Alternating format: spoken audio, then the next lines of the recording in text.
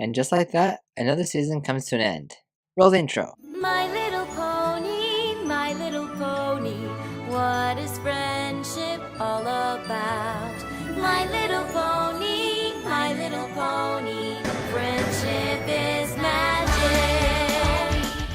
Greetings, my brony, pay sister friends. Welcome to Crimson Analysis. In this episode, I'll be analyzing Season 8, Episode 25 and 26, School Raze. There are things I need to talk about, so let's get to it.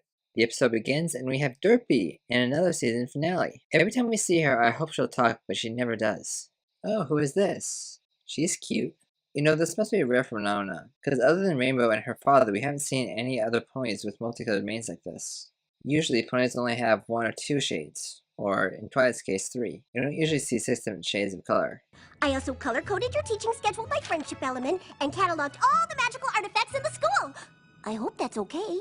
This is Equestria, but nobody's that helpful. This confused me. Why is Starlight maintaining the Walk on Clouds spell? Back in Season 1, when Twilight performed it, she just performed the spell. She didn't have to keep it going to keep the Walking on a Cloud ability. I found a spell that makes temporary wings, but it was too difficult to do more than once, so I found an easier spell that lets the rest of us walk on clouds. So why is Starlight doing that here? It just seems kind of strange that she would be doing that even though she doesn't have to. I originally thought she had run out of magic, like we've seen unicorns can do. Again, just performing the spell instead of trying to maintain it would have probably solved this issue. But it's not just Starlight. Even Twilight and Rarity's magic has failed as well. I didn't drop that book. Ow! Rarity ran into the door. My magic is gone!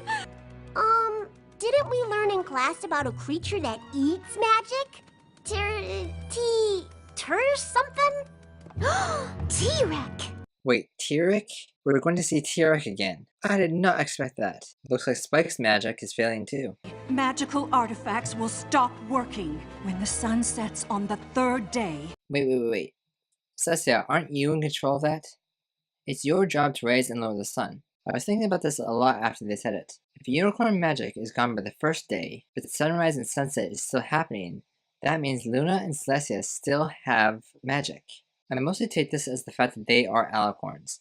They have far more magic than any other unicorn Pegasi Earth pony. Therefore, it will take longer for their magic to completely drain out of them. And they do eventually lose their magic. We see their magic return to them at the end. I thought Starlight Glimmer was gonna be temporary head mayor. She was, but she left me this note. I have to go. Twilight needs my help. I know we were immediately all suspicious of her when this happened, but let's face it, that is something Starlight would probably do. So we're actually going to see Tartarus. We're actually finally going to see Tartarus in the show. We have seen Tartarus before, but only briefly and not in much detail. It'll be interesting to see what it actually looks like. Hey! I didn't know we packed green cupcakes! We didn't. They must have gone bad without magic to keep them cold. Wait a minute, that's how it's done? You used magic so the food didn't spoil? Okay, that's interesting. How much does magic actually control in this show? I originally thought, how do they know how to get here? But Twilight's been here before. Many seasons ago, she had to return Cerberus back to his post. I'll be back as soon as I've returned him to the gates of Tartarus. Once he's back at home, there'll be no disaster. And here we are, our first look at Tartarus. I need to explain something here. A lot of us in the fandom saw Tartarus as hell, but I never did. I always knew that Tartarus was a place you could actually get to, so I always saw Tartarus as a prison. So that's how I perceive it. Oh, it's this. Yay! Again. I expected we'd see him in the finale. There are a couple of theories surrounding Close Go at this point. Is she his niece, and he's getting information from her? Or is she giving him information as his niece, but unknowingly? Or did he hire her as a spy to get information? Based on how this interaction goes and her expression, I'm guessing all 3 of those are incorrect. Well, I can't believe we're seeing T-Rex. I actually did not think we'd ever see this guy again. I really thought he had somehow found a way to siphon off magic while in Tartarus. But now seeing him here inside his cage, it doesn't really make sense why he'd still be in the cage if he could do that. What a waste of such delicious power. Wow, a Silence of the Lambs reference in My Little Pony. A census taker once tried to test me. I ate his liver with some fava beans and a nice Chianti. Can't believe they did that. Yeah, the kids are definitely not gonna get that. I'm trying to decide if this is a Hobbit reference or not, but we've seen this in other shows before, so it might just be a trope. You be the judge. There's far too many dwarves in my dining room as it is. If this is some clothead's idea of a joke, I can only say it is in very poor taste. I don't want anything to do with creatures that could threaten Equestria. Wisely put, Colt. Every pony will come to their senses. Smart kid. You know, out of all the students, we've probably seen the least development out of Sandbar. It's nice to see him being extremely clever for once. If you let me out, I'm sure it will jog my memory. How about you tell us what you know, or you'll be stuck here forever because we're out of magic keys and no pony can open the door? Seriously? You actually think they're gonna even consider that? Come on, man, you're smart. You should know that's not an option for them at all. I'm sorry I had to push you in, but what else could I do? You were going to ruin all my plans. Yeah, a lot of us suspected she was evil, but to be a protege of Tyrek, I did not see that coming. I want to describe to you my headcanon though. I don't believe Kozuko was evil to begin with. I believe the first few times we saw her, she wasn't evil. But after being in the school and learning about friendship, she became this way after she learned how powerful friendship was. The main reason I believe this is because of the first time we see her. When she gets the CMC in trouble, she feels bad about it.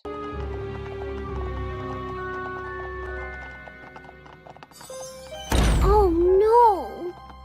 And she actually goes to try and correct it. She knows the CMC really wanted to go to the school, so she tries to help them and do something that will get them admitted into the school. So I don't believe she was evil to begin with, she was actually trying to do the right thing. But somehow, for some reason, after learning about friendship, she gets this idea. You know, you ponies got it all wrong. Friendship isn't magic. Friendship is power.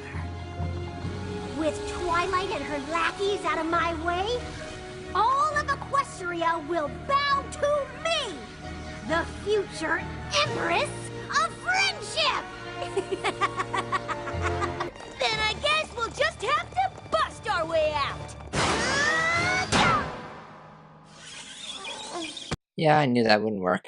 Come on, Rainbow Dash, it's Tartarus. The most dangerous creatures are kept here. You had to expect the door to be reinforced to prevent them from getting out. Maybe there's a way to get out without magic, like a secret lever, or a secret button, or a secret admirer who knows a secret about you, but it's all, your secret's safe with me because I put it in Tartarus and I have a key! What? Is there a movie reference or something I'm not getting? These creatures might be losing their magical powers, but there's still a magic that makes up what they are. Maybe we can borrow some of that. Okay, this raises a whole bunch of questions, but I'll touch on that later on. Are we going to give the pony, who already tried to wreck Twilight School once, another chance to do it? No! This manipulative little tyke. This is why she's been able to get as far as she has. She knows how to speak. She doesn't have any magic, but she knows how to talk. We've seen this before in history. I'm gonna say it, Nazis are terrible, but Hitler knew how to speak. They would have never gotten as far as they did if Hitler didn't know how to use his words. Now, I'm not comparing Kozuko to Hitler. That would be a huge leap. Out of every villain we've had, Kozuko is the weakest. She has no magic. All she has is flight. She has no combat skills whatsoever. So she has to use what she has. Her words. She has learned how to speak and how to use her words to the best of her ability, and that is the weapon she uses. Well, actually, you could start right in here. It looks pretty clean already. Do you three think you can fool me? I know a diversion when I see it. I was really hoping to have a major part to play in this whole crisis. Have you even thought about what losing magic would mean? It means the 6 of you will be trapped here, like me. 7! Exactly. It means you're trapped here, forever, with us. Yeah, I didn't think about that, did you? I hadn't thought of it like that. Yeah, this was the perfect way to get revenge on Twilight and her friends, to trap them in Tartarus, the last place in Equestria you want to be. It seems like a great plan to trap your enemies in a place like this, until you're trapped with them. Then, well, you see what happens. What about Tyrek? He's probably got some magic too, right? Leave him to me. Oh yes, this is going to be good. Our secret weapon, Pinkie Pie. I know it's not your birthday, so you get a party, even though we'll sing and dance from 1 to 10, and then we'll do it all again! More tea, Princess Pudding Rock? Oh, don't mind if I do! I can do this all eternity. Fine! I'll help you leave. Just please stop! T-Rexin! Remember when she did this to Applejack in season 2 of the last roundup? Pickle Barrel kumquat, Pickle Barrel kumquat, Pickle Barrel kumquat, chimichurri changa! No! Make it stop! Make it stop! I remember this scene very clearly, so that's why I knew this would be good. Okay, this I want to talk about. I'm not quite sure how to form my words for this. So when the magic leaves these creatures, they revert back to what they were before. But when we see this, they're not creatures anymore, they're just normal animals. So does that mean they weren't always that way? Cerberus is now 3 puppies. The cockatrice is now a chicken and a cobra. The chimera is now a snake, a tiger, and a goat. The bugbear is now a bee and a panda. And the manticore, who we saw in the very first episode, is now a lion and a scorpion. Does that mean these creatures were fused by magic somehow? Was there some sorcerer somewhere in history that decided to fuse these creatures together? I'd be interested to know a lot more about that. That's interesting. Not only that, but what would compel someone to do that? These creatures are not exactly safe. No! Tarek said all of Equestria's magic would be gone at sunset. The sun is setting, but doesn't Celestia control that? So this must mean that she still has magic or is able to use her magic, even though all magic is supposed to be gone at this point. So do Celestia and Luna have magic that isn't affected by this? Or because they're alicorns, do they have stores of magic that just haven't run dry yet? You're the one using these artifacts to drain magic from Equestria. Me? We all just saw you with your claws all over them! Yeah, it's pretty compromising. And considering the fact that she's so good at speaking, there's nothing much you can do about it. Harmony, we need you! And here she comes. Tree of Harmony will be as helpful as it once was.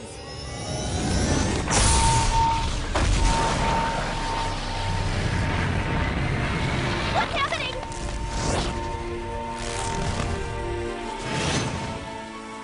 There are a lot of theories that the student main 6 are new element bearers. In a way, I don't really believe that. The elements as they are now are tuned to the main 6 only. However, I do believe that the student main 6 could get their own elements. Remember, the elements as they are now were not how they were originally.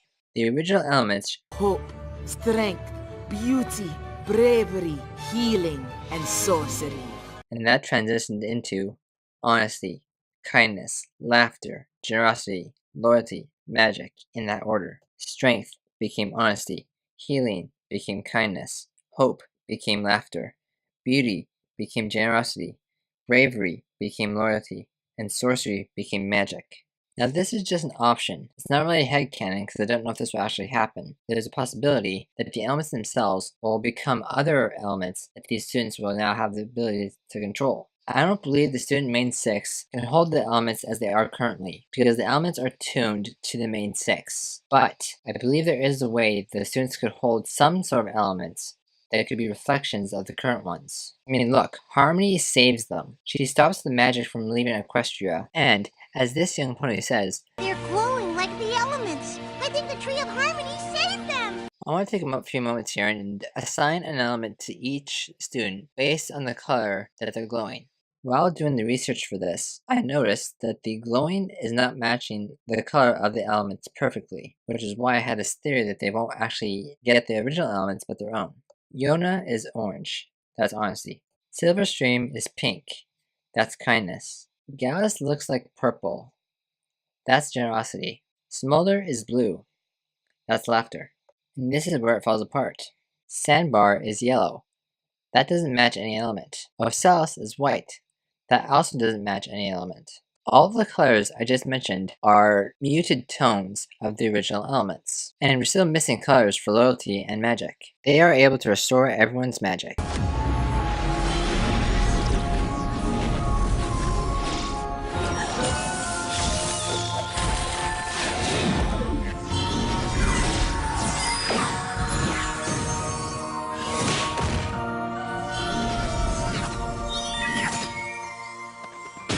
One interesting thing to note is that when the magic is restored, Pinkie gets some.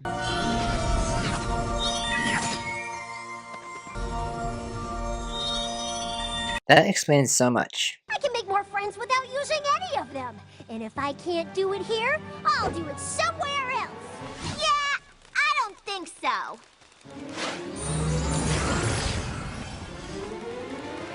There's nowhere to go. And look, the guards are actually doing something this time. And Cozy Glow sent to Tartarus. Hey, neighbor. Wanna be friends? I'm sure we'll be seeing her again at some point. Final thoughts. I loved this episode. Every year, the show staff seem to step it up. The finales have gotten better and better every season. Is this finale as good as the other ones? No, not in my opinion. Most of the season finales are 10 out of 10s for me. I don't feel like this one quite qualifies for that. I give this episode a 9.9 out of 10. Like I said, very close to 10 out of 10. There are just a couple things that just kind of didn't make it quite get there for me. We got the return of Tyrek. I never thought we'd see this guy again. At least until the very end. I have a theory that at the very end, we'll have a Suicide Squad-like team-up. Chrysis will somehow break Tyrek and Cozy Glow out of Tartarus and resurrect Sombra. Because if anyone can do it, she can. We've seen Chrysis' magic. She is extremely powerful. But that's just my theory. Ow! Rarity ran into the door. My magic is gone! I even had to use my hooves to quaff my tail! Ow! I have had it with these horrible flies. I miss my magic. Have you tried using your tail to shoo them away? Bite your tongue. It's for decorative purposes only.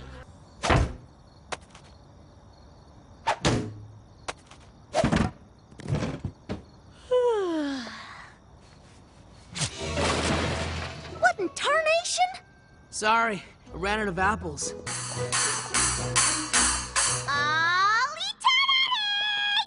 Yes, by all means, please, just get on with it. Technically, there's a magical component when Silverstream and I transform. Of course it's boring here now, but at least you're not in a cage. Well, that's everything for this 8th season. I hope you enjoyed taking the journey with me. Stay tuned on this channel, as I will also be reviewing the holiday special, as well as the Quest Girls movies and specials over the hiatus. And I hope you enjoyed these videos as much as I enjoyed making them. If you do like what I do, then please like, comment, and subscribe, and favorite if it's your favorite. I will also not be getting videos as regularly as I usually do, so why don't you ring the bell so you'll be notified when I upload again. Well, that's it for this episode of Crimson Analysis. I'm Crimson Shield. Thanks for watching.